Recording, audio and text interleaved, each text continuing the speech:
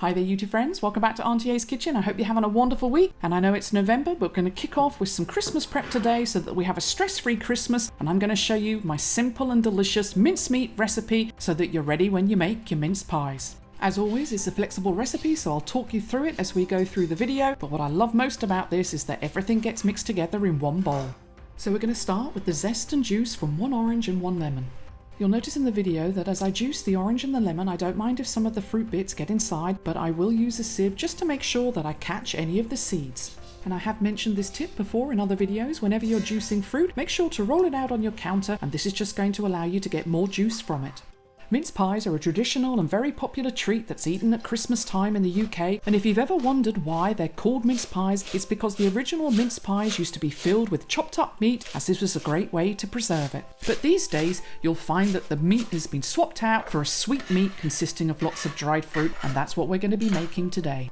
So I'll be interested to know, let me know in the comments if you've eaten an old style mince pie. For the last little bit of prep before we put everything together, as you see in the video, is to grate up an apple. I like to use raisins, currants and sultanas, but you can add other dried fruits like prunes, figs and cranberries. I used to make my own candied peel and I'll leave a recipe link below, but these days where I live it's easy to find, so I just buy it. Next, into your large bowl, add your grated apple from earlier, some brown sugar and then some almond slivers.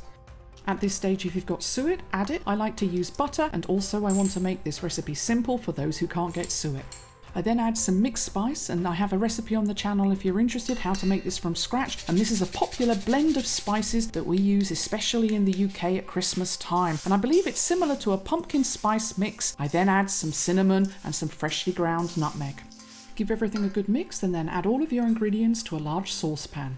Then just place this onto your stovetop on a medium heat. At this stage, we're only going to be cooking our mincemeat for a very short time, about 5 to 10 minutes, until the butter's melted and the sugar granules have all dissolved. And as you can see in the video, you're going to have this wonderful liquid in the pan, and I always love this stage because the whole house smells of Christmas.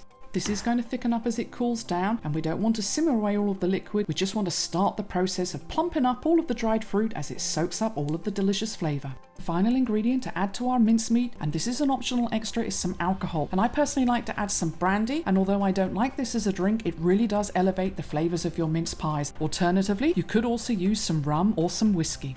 And if you're worried about the alcohol, then just place it in the pan with the other ingredients so that the alcohol has time to evaporate and cook off when you simmer the ingredients, but you'll still keep all the flavour.